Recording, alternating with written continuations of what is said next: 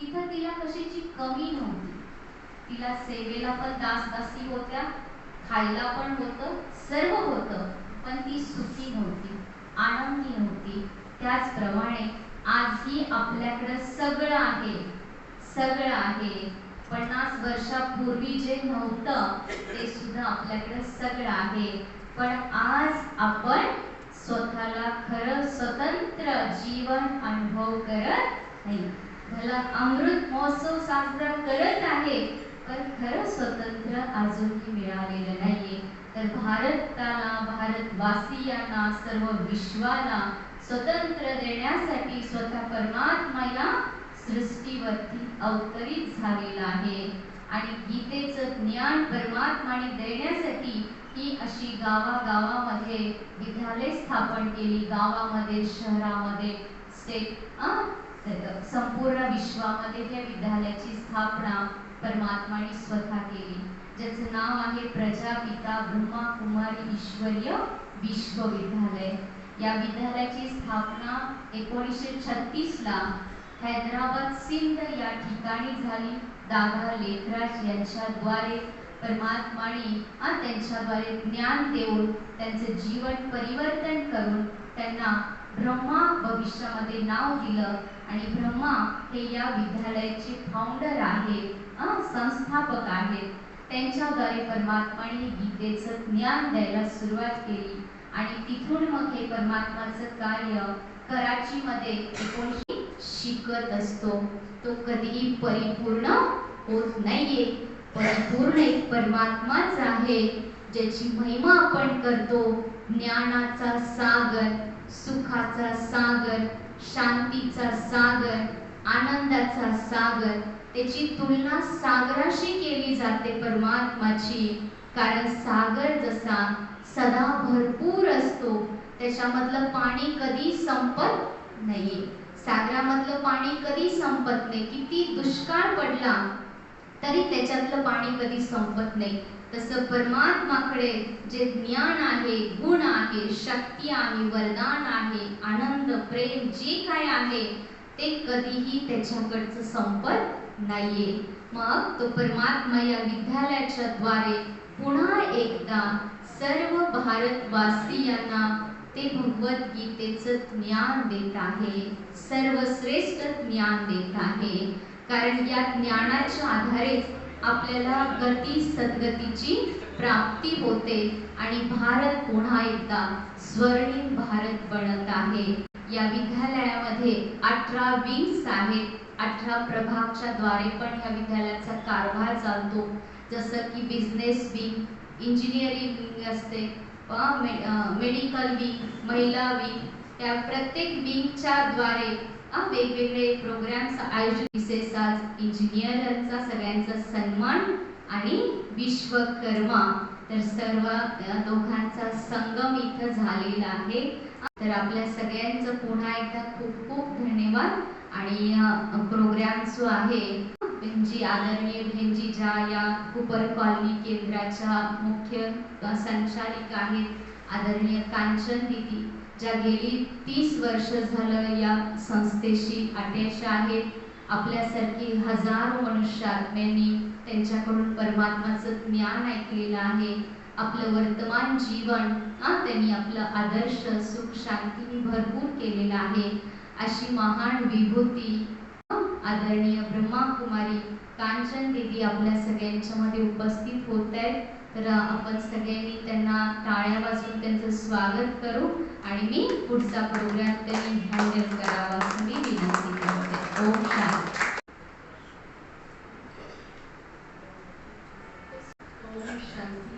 ओम शांती. ओम शांती. एक 3 मिनिटं आपण सायलेन्स मध्ये.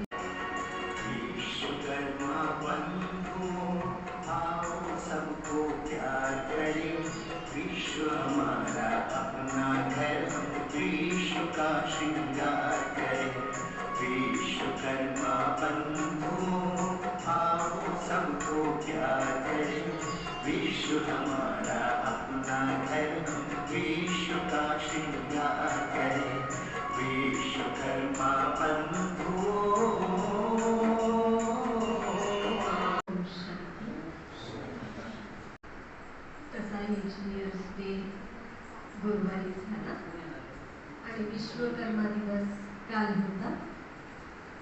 सुट्टीचा वार आज या निमित्ताने आपल्या सगळ्यांना या ठिकाणी बोलवलं.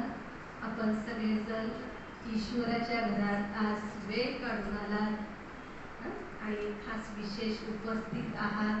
आपल्या सर्वांचं ईश्वराच्या वतीनं या ईश्वराच्या घरात प्रथम मी स्वागत करते, स्वागत करते, स्वागत करते.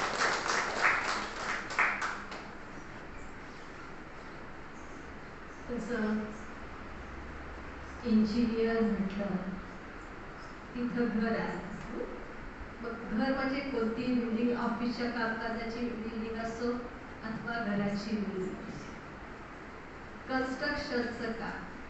आणि या कन्स्ट्रक्शनच्या कामामध्ये प्रत्येकाचा रोल हा अतिशय महत्त्वाचा आहे.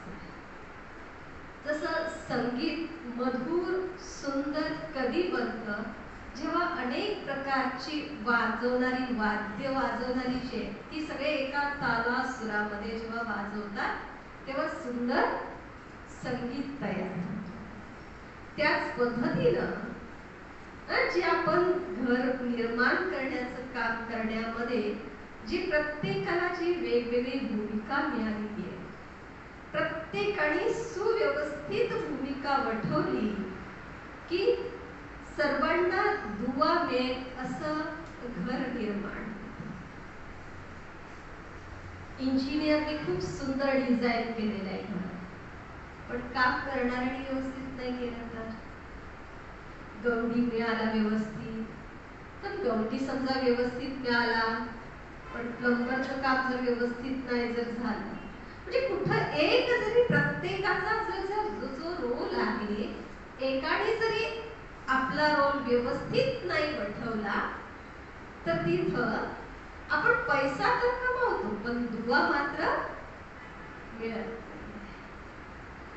परमात्मा या ठिकाणी आपल्याला काय सांगतात की पैसा तर आपण कमवू शकतो परंतु पैशाच्या बरोबर दुवा कमवायची. आता या ठिकाणी काही श्रमदान करणारे सुद्धा आहेत, काही आपलं बुद्धीचं दान करणारे आहेत, तर आपली बुद्धी लावून कार्य करणारे पण आहेत. तर या ठिकाणी सांगितलं काय की श्रमदान जे करत आहे तर त्यांनी ते व्यवस्थित जर केलं तर घर व्यवस्थित निर्माण होतं. आणि ज्याचं बुद्धीचं काम आहे त्यांनी सगळ्या चारी बाजूचा विचार करून त्याचा आदी मध्य अंत तर ते घर सुंदर व्यवस्थित निर्माण होतं. आणि मग त्या घरामध्ये राहणारे जे लोक आहेत आयुष्यभर त्यांना दुवा देत राहतात. आणि म्हणून इमानदारीने आपल्याला कोणतंही काम करणं अत्यंत महत्त्वाचं आहे. आपल्या भविष्यात जीवनामध्ये सुख आणि शांती प्राप्त करायची जर असेल तर सगळ्यात महत्त्वाचं आपल्याजवळ पाहिजे इमानदारी. इमानदारी हवी आहे. आणि एक जर इमानदारी जर कमी कुठेतरी एकदा जरी कमी पडली तर मात्र नुकसान होऊन जातं. एका व्यक्तीची सत्य घटना आहे, आपल्याला सगळ्यांना जरूर ऐकते. इंजिनियरच्या हाताखाली तो नेहमी काम करायचा आणि अत्यंत इमानदारीने काम करायचा, अतिशय सुंदर. आणि त्याच्या कामामुळं त्या इंजिनियरकडे मागणी यायची की ते आमचं काम तुम्हीच करा. आणि कष्ट जो घेणारा होता तो अतिशय इमानदारीने व्यवस्थित काम करायचा. आयुष्यभर त्याने खूप कष्ट केलं, चांगलं काम केलं. आता त्याने विचार केला की आता आपल्याला हे मी काम करणार आणि मालकाला सांगून टाकणार आता मी पुढे काही काम करणार नाही बाबा, आता मला काही होत नाही असं त्यांनी ठरवलं. आणि एक काम पूर्ण केलं आणि मालकाला सांगितलं की आता मी काही पुढचं काम करणार नाही, आता मी विश्रांती घ्यायचं ठरवलेलं आहे.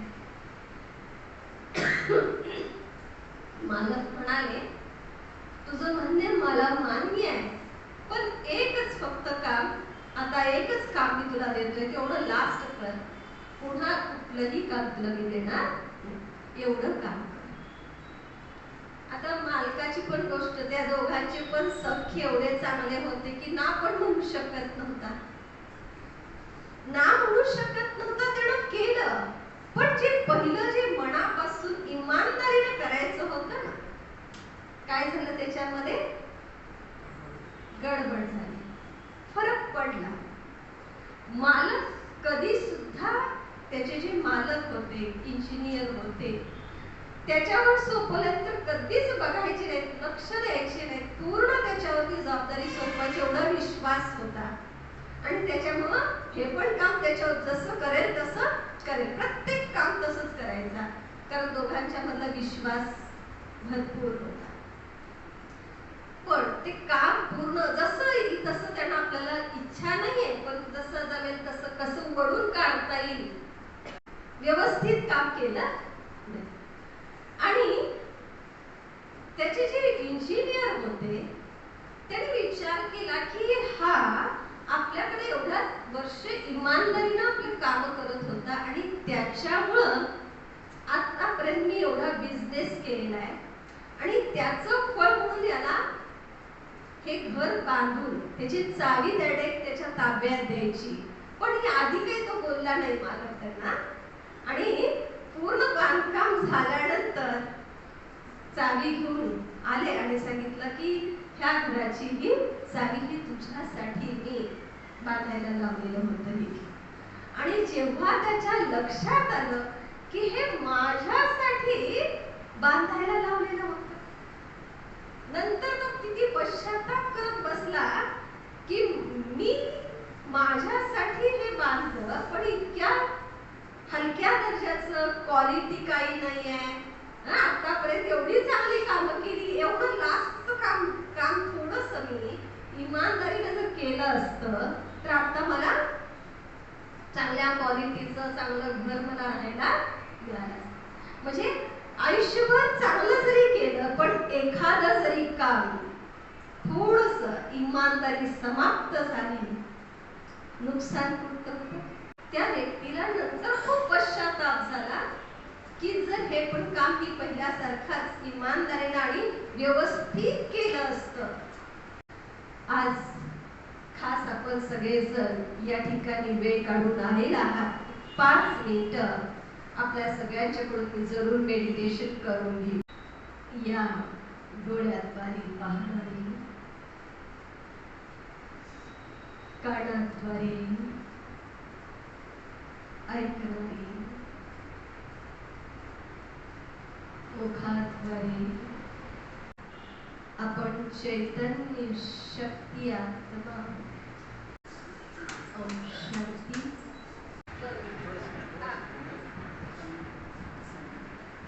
समाना नमस्कार. आत्मावरती इंजिनियरचा एक सत्कार होणार आहे.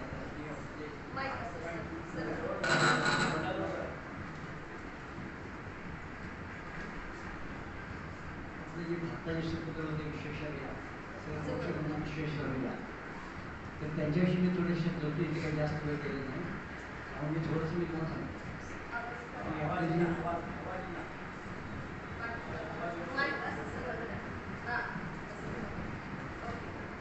तर सर विश्वेश्वरय्या यांचा जन्म 15 सप्टेंबर 1861 रोजी कर्नाटक जिल्ह्यात झाला, बदन नांदेडमध्ये. त्यांच्या वडिलांचं नाव होतं श्रीनिवास शास्त्री आणि ते आईच्या पारंगत वैद्य होते. त्यांच्या आईचं नाव व्यंकम्मा. आता त्यांची परिस्थिती फारच जिकीरची होती. 1895 मध्ये बंगलोर येथील सेंट्रल कॉलेजमध्ये त्यांनी प्रवेश घेतला. सेंट्रल त्यांच्या कुशाग्र बुद्धिमान ते होते, त्यामुळे त्यांचे जे प्राचार्य होते चार्ल्स वॉटसन यांचे त्या विद्यार्थ्यांना अतिशय प्रेम होते. ज्यावेळी ते आपला त्यावेळी तो आपण ब्रिटिश राजा, त्यावेळी शेपारा संपून ते चार्ल्स वॉटसन जेव्हा इंग्लंडला राहायला गेले, त्यावेळी त्यांनी अशी इच्छा व्यक्त केली होती पत्नीजवळ की हा कुशाग्र बुद्धिमत्ता विद्यार्थी आहे, तर माझ्या मुद्देत माझी जी स्वराची कपलिंग आहे ती त्यांना द्यावी. आणि केवळ ती स्वराची कपलिंग देण्यासाठी त्यांची पत्नी भारतात आली. म्हणजे एवढं त्यांचं जे महत्त्व होतं. 1880 मध्ये ती पदवीधर झाले. पुणे येथे त्यांनी स्थापत्यशास्त्राचे विषय निवडले आणि LC आणि FC परीक्षेत उत्तीर्ण झाले. नंतर नाशिक येथे त्यांची नियुक्ती झाली. मी थोडं सांगते बरं का. काम केलं. 1893 सिंध प्रांतात पिण्याचा पाण्याचा प्रश्न होता. तर सखर येथे त्यांनी सिंधू नदीच्या किनाऱ्यावर टेकडीवर जरा ठेवले. त्याच्या नदीचे पाणी पंपाने चढले आणि नळाने ते जनतेला दिले. पण ते पाणी अतिशय गढूळ होतं. मग त्यातून त्यांनी आपल्या बुद्धीनं नदीमध्ये खोल विहीर घेतली आणि नदीमध्ये खोल विहीर घेऊन नदी पात्राखाली एक भुयार केलं आणि भुयारातून पाणी जे वेगवेगळ्या खालातून गाळून त्या ह्याच्यात टाकीमध्ये सापडलं ते पाणी जनतेला त्यामुळे त्यांना पाण्याचा प्रश्न मिटला. 1904 मध्ये शेतीला पाणी देण्याची ब्लॉक सिस्टीम त्यांनी अंमलात आली. त्यामुळे शेतीचे पाणी युक्त वाटप कसं करावं आणि कोणत्या क्रमाने पिकं घ्यावी याविषयी त्यांनी तंत्रज्ञान हे केलं. आता खडकवासला जे आहे त्यानं तर त्यावेळी अतिशय महापूर यायचा आणि वरचं पाणी वाहून जाऊन महापुरावर बरंचसं नुकसान व्हायचं. तर त्यावेळी त्यांनी स्वयंचलित दरवाजे जे जगात प्रथमतः त्यांनी पेटंट त्यांना मिळालं. स्वयंचलित दरवाजे त्यामुळे त्यांनी काय झालं की 8 फूट पाण्याची पातळी वाढली. जनतेचा पाण्याचा प्रश्न मिटला आणि जसं ते हे होईल स्वयंचलित दरवाजे आपोआप उघडायचे. स्वयंचलित दरवाजे आहेत त्यांचे पेटंट त्याच्या नावावर आणि आज ते अजूनही कार्यरत आहे. हैदराबादमध्ये येथे मुसा आणि ईशान नद्या आहेत त्यांच्यावर पुरानं नुकसान व्हायचं. मग तिथे त्यांनी उस्मान सागर आणि हिमायत सागरची 2 धरणं बांधली. निवृत्तीनंतर म्हैसूरचे मुख्य अभियंता झाले. कावेरीवर कृष्णा सागर जे 8,600 फूट लांब आणि 140 फूट धरण बांधलं. त्यामुळे 1.5 लाख शेती पाण्याखाली होती. शिवाय वृंदावनसाठी तुम्हाला माहितीच आहे. त्याच्यावर त्यांनी या कार्यामुळे 1912 मध्ये त्यांना निवांतमध्ये बढती मिळाली.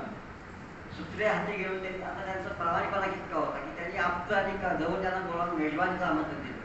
ते एवढ्यासाठी दिली की ते सगळे जमल्याने त्यांना सांगितलं तुम्ही तुमचं व्यक्तिगत काम किंवा कुठल्या अपेक्षा घेऊन माझ्याकडे येऊ नका.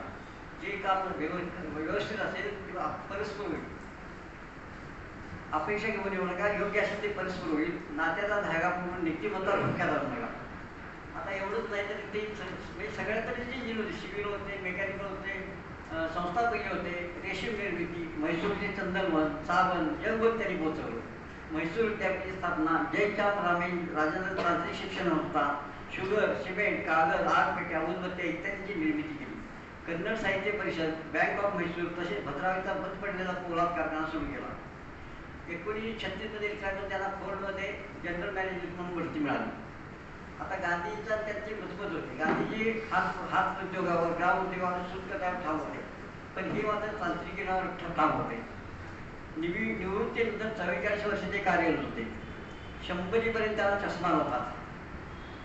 यावेळी त्यांनी England, America, Japan, Canada, Russia, Africa इत्यादी देशांचा प्रवास करून तिकडे तंत्रज्ञान विकसित केलं.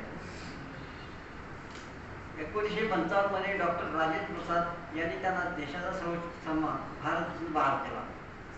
आता यावेळी पंडित निर्मला पाटील यांच्या पत्रात ते सरळ म्हणजे त्यांची किती सरळ उक्ती होती बघा.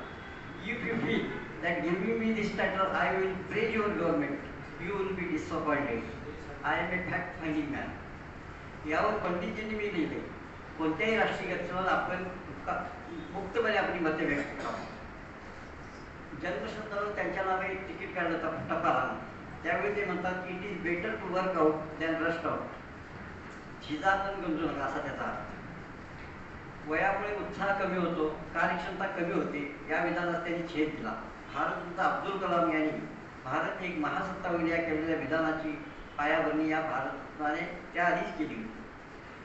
त्यांचं असं होतं की ते कायम कार्यरत असायचे. तर तरुण आणि म्हाताऱ्यांची व्याख्या काय तर ज्याला 24 तास खायला उठले तो म्हातारा आणि ज्याला 24 तास कमी पडतात तो तरुण. आणि त्या दृष्टीने ते तरुण परत शेवटपर्यंत जगले.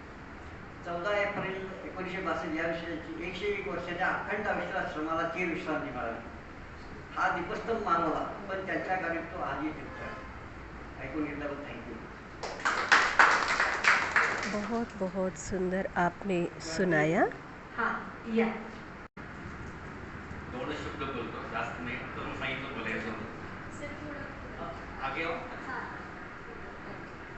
15 सप्टेंबरला जिनस डे झाला आणि कालच विश्वकर्मा झालेला आहे. सर विश्वेश्वरा मोक्षगुंड विश्वेश्वरा एक तेलुगू होते आणि त्यांनी भारतासाठी भयंकर योगदान दिलेलं आहे. त्यांना ब्रिटिश लोकांनी सर नायटेड केलेलं आहे. सर म्हणून पदवी दिलेली होती आणि भारत गव्हर्नमेंटने पण त्यांना भारत रत्न दिलेलं होतं सांगितलं होतं. आणि त्यांनी का म्हणजे असं केलंय की KRS डॅम जो म्हैसूर स्टेट आता कर्नाटक स्टेटमध्ये आहे, तर ते कृष्णराज सागर म्हणून डॅम म्हणून आहे म्हैसूरजवळ, तर तिथं त्यांनी डॅम बांधला. का बांधला? कारण तिथं दुष्काळ होता सारखा. दुष्काळ असल्यामुळे तिथे लोकांना पिकं येत नव्हती. मग दुष्काळ दूर करण्यासाठी त्यांनी एक म्हणजे डॅम बांधला तिथं आणि नंतर ते पाणी जे जात होतं ते इरिगेशनसाठी त्यांनी हे केलं. आणि आता ते सांगितलं की ब्लॉक सिस्टीम इरिगेशन त्यांनी सुरू केलं. ब्लॉक सिस्टीम म्हणजे काय की एक फ्रायडेला एका गावाला पाणी देणार, दुसऱ्या गावाला दुसरा फ्रायडे देणार. त्यामुळे सगळीकडे सुपीक जमीन झाली आणि जगा धान्य उगवत गेलं. नंतर त्यांनी काय केलंय की निजाम ऑफ हैदराबाद, मला आता त्यावेळेस निजाम होते हैदराबाद स्टेटचे, तर त्यांनी विश्वेश्वरांना बोलवलं की त्यांनी सांगितलं की इथं काय होतं, दुष्काळ होता, तिथं फ्लड्समुळं त्यांना प्रॉब्लेम येत होता. कुठं? हैदराबाद. नंतर मग तिथे मुशी रिव्हर आहे, जे कृष्णा रिव्हर इथनं जाते. मुशी रिव्हर कृष्णाची ट्रिब्युटरी आहे, तिथं मग बंगालला मिळते. तर तिथं त्यांनी रिझर्व्हर तयार केले. रिझर्व्हर तयार केल्यावर काय झालं की तिथं जे फ्लड्स येत होते 1904ला मोठा फ्लड झाला होता, सगळं हैदराबादमध्ये प्रॉब्लेम आला होता. नंतर मग सिकंदराबाद आणि हैदराबाद झालं आणि त्याच्यामुळे त्यांना ते अजून त्यांचा मान वाढला. नंतर त्यांनी COP college of engineering and polytechnic कुठले पुणे, तिथं त्यांनी सिव्हिल इंजिनिअरिंग केलं होतं. तर त्यांनी महाराष्ट्रामध्ये पण बरंच योगदान केलेलं आहे. खडकवासलामध्ये त्यांनी फ्लड गेट्स तयार केले आणि फ्लड गेट्स म्हणून काय झालं तर पेटंट पण मिळालं, ते एक योगदान दिलं. आणि नंतर काय झालं की खंडाळा घाट आहे, खंडाळा घाट मध्ये टाटा पॉवरनी एक डॅम तयार केला होता. तर ते सगळे इंजिनियर्स तिथं बघायला गेले होते विश्वेश्वराबरोबर. तिथं त्यांनी पाहिलं की इंजिनियर म्हटलं की हा डॅम फुटलेला आहे. तर त्यांनी काय त्याला सांगितलं की there is no nature doesn't what to say excuse lapses. तर मागाशी पण त्यांनी सांगितलं की इमानदारी फार महत्वाची. नेचर डझंट एक्सक्यूज लॅप्सेस म्हणजे engineer should not do anything wrong, we should do design properly and execute properly. ते आता फार महत्वाचं आहे. आता बघा बँगलोरला फ्लड्स आले, पुण्याला फ्लड्स आले, सगळं मिसमॅनेजमेंट होऊ लागलेले. नेचर डझंट एक्सक्यूज लॅप्स, हे फार महत्वाचं वाक्य त्यावेळेस सांगून गेले 100 वर्षापूर्वी. तर आता हे नवीन इंजिनियर्सला, तरुण इंजिनियर्सला फार महत्वाचं आहे. कारण ते तरुण इंजिनियर्स भारतमध्ये आता एवढे चांगलं काम करू लागलेलं आहे की सांगायला की आपलं तर 14 GDP मध्ये आले. फर्स्ट आहे अमेरिका, सेकंड आहे चायना, थर्ड आहे जपान, जर्मनीमध्ये आहे. आपण 4थं आलो. म्हणजे ब्रिटिश लोकांनी आपलं राज्य केलं ते आता 5वं ते आपण 4थं आलो. तर हे लोकांना ते एक मला सांगायचं आहे की they should work honestly, they should work with ethics. फार महत्वाचे बिझनेस एथिक्स किंवा ethics in doing work is very important part of parcel of an engineer. तर हे जर विश्वेश्वराने आपल्याला 100 वर्षापूर्वीच सांगितलं होतं. तर हे सांगून मला इथं बोलवलं, युवराजने मला बोलवलं. थँक्यू. आणि तुम्हाला सर्वांना धन्यवाद. माझी ओळख म्हणजे मी पंकज कैलाशचंद्र गांधी, तर मी 2 नंबर कुकर कॉलनी राहतो. I am professional by engineer. I did my BE mechanic Jaipur, RIT NIT Jaipur, where back in 79 batch. आता मी माझी स्वतःची फॅक्टरी आहे MIDC मध्ये. I am manufacturing engineering goods which is going to the pump factories in all over India and abroad. Export करतो आम्ही. तर ते माझं बॅकग्राऊंड आहे. and we are about 40 years we are running my industry, and it is going because of I followed ethics which is given by some of these people which I follow. Thank you.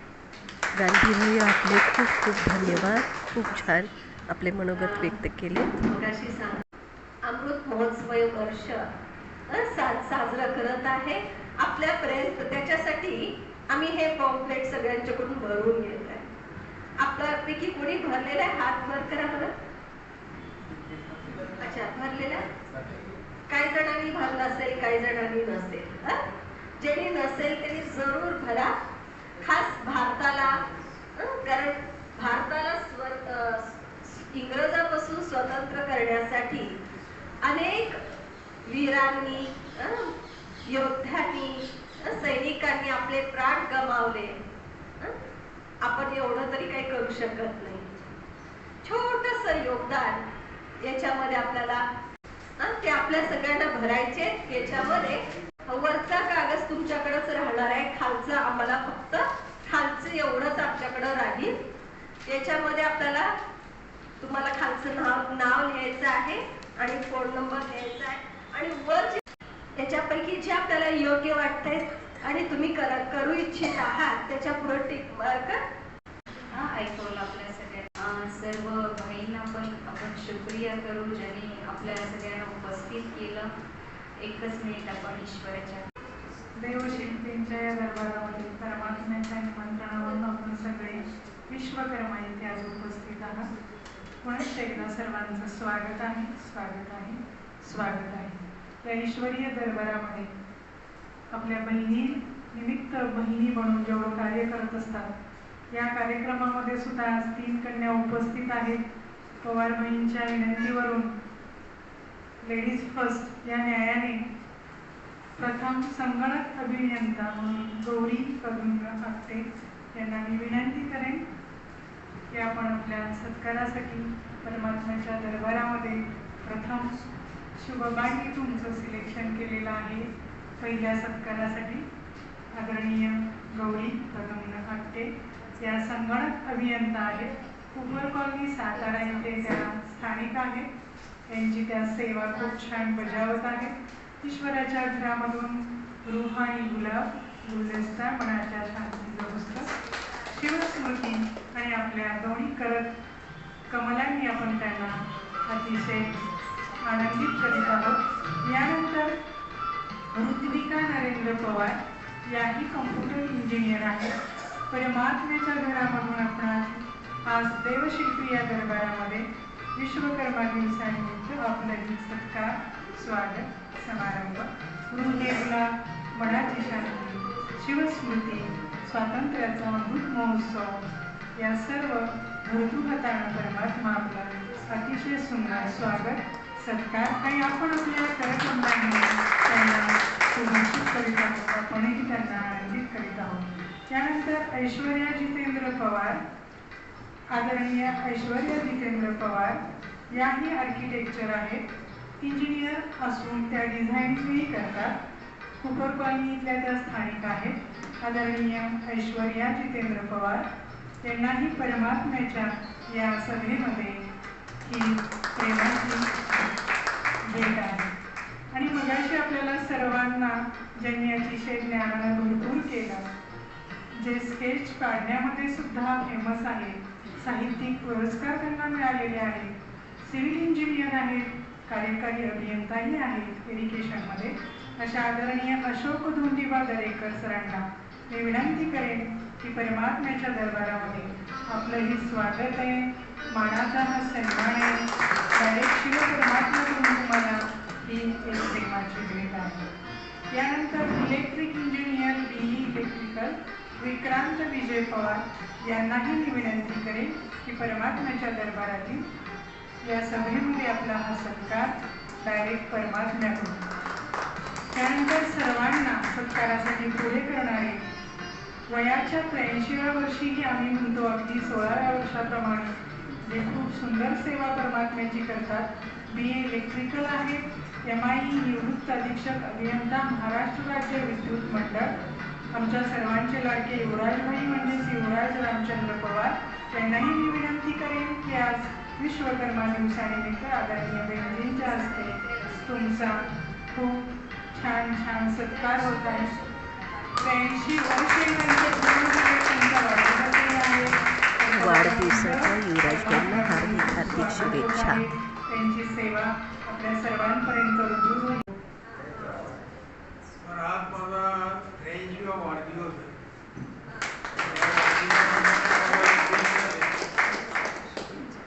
मला शुभेच्छा दिल्याचा आणखी मला आनंद मिळेल. बाकी तुम्हाला return मिळतील. या सेवेमध्ये मी आता गेले 2-3 वर्ष आहे की माझे अनुभव चांगले आहेत.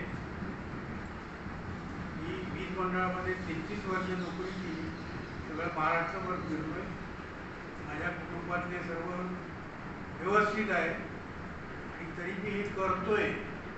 माझा अनुभव तुम्ही घ्या. यांनी जेव्हा मला सांगितलं की ह्या लोकांना बोलवा, तेव्हा मी बऱ्याच लोकांना बोलवण्याचा प्रयत्न केले. 2-3 कार्यक्रम झाले. सर्वांनी हा अनुभव घ्यावा. मी माउंट आबूलाही जाऊन आलो. तिथले अनुभव खूप चांगले आहेत आणि आपल्याला असं शिक्षण कुठे मिळत नाही. म्हणजे लाखो रुपये देऊन आपण बाकीचं शिक्षण घेतो, पण तरी आपण पाहतोय की आपले अभियंते किंवा अगदी 10 लाख रुपये पगार घेणारे आत्महत्या करतात. म्हणजे त्यांना मनशक्ती जी पाहिजे, मानसिक शक्ती पाहिजे, त्याचं शिक्षण इथं आपल्याला मिळतं. तर सर्वांनी हा लाभ घ्यावा ही सगळ्यांना विनंती करेन आणि आपल्या पुढच्या लोकांनाही सांगावं. काही नाही. ओम शांती. ओम शांती. खूप खूप धन्यवाद.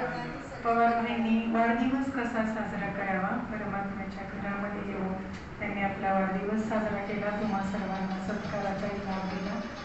श्वासोश्वास सेवा करण्याचा त्यांना हा छंद आमच्या बहिणी सतत सर्वांनाच लावत असतात. धन्यवाद पवार सर. परमात्म्याच्या दरबारामध्ये BE इलेक्ट्रिकल असलेले प्राध्यापक आहेत, कॉन्ट्रॅक्टरही आहेत आणि जे इलेक्ट्रिकल कॉन्ट्रॅक्टर म्हणून आपली सेवा बजावत आहेत शिवाजी भानुदास साळुंखे. आदरणीय साळुंखे सरांना मी विनंती करेन की आपण परमात्म्याच्या दरबारातील सन्मान स्वीकार करावा. त्यानंतर आदरणीय प्रशांत तुकाराम भोसले जे मरीन इंजिनियर आहेत, कुकर कॉलनीचे स्थानिक आहेत, तेही आपली सेवा अतिशय उत्तम पद्धतीने बजावत आहेत. परमात्म्याच्या दरबारामध्ये कृती गुलाब गुलदस्ता शिवस्मृती मन शांतीची पुस्तिका भरपूर करत आहे. Each and every work does by ethics. मी माझ्या जीवनामध्ये एथिक्सला खूप फॉलो करतो असं काही सांगून गेले आपल्याला. इंजिनियर जे बिझनेसमॅन आहेत त्यांची फॅक्टरी पण आहे MIDC मध्ये, त्यांचं स्वतःचं वर्कशॉपही आहे. आदरणीय पंकज कैलाशचंद्र गांधी यांना मी विनंती करेन, आपण प्राध्यापकही आहात, भरपूर केलं सर्वांना. जीवनामध्ये कसं जगायचं मी पण खूप एथिक्स फॉलो करतो म्हणून यशस्वी आहे असा मोलाचा संदेश सर्वांना तुम्ही दिला. धन्यवाद सर. परमात्म्याच्या दरबारातील आपला हा सत्कार. आदरणीय बांधकाम व्यवसायामध्ये जे बिल्डर म्हणून आहेत आदरणीय जरे अशोक बाबूराव यांनाही मी विनंती करेन की आपण परमात्म्याच्या दरबारामध्ये आपला हा सत्कार सन्मान आदरणीय बहिणींच्या हस्ते आपण स्वीकार करावा. बहिणींचे हे हात म्हणजे डायरेक्ट परमात्म्याचा वाढदिवसच असतो.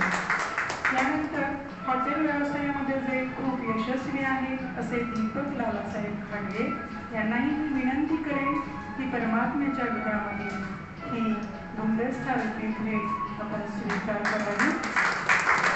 इलेक्ट्रिकल कॉन्ट्रॅक्टर म्हणून जे फेमस आहेत असे अमर शिवाजी साळुंखे यांनाही मी विनंती करेन की आपणही परमात्म्याच्या दरबारातील हा सन्मान आणि सत्कार. आपणही खूप देवशिल्पी आहात. सर्वांच्या घरामध्ये प्रकाश पाडण्याचं काम हे इलेक्ट्रिकल कॉन्ट्रॅक्टर अविरत बजावत असतात.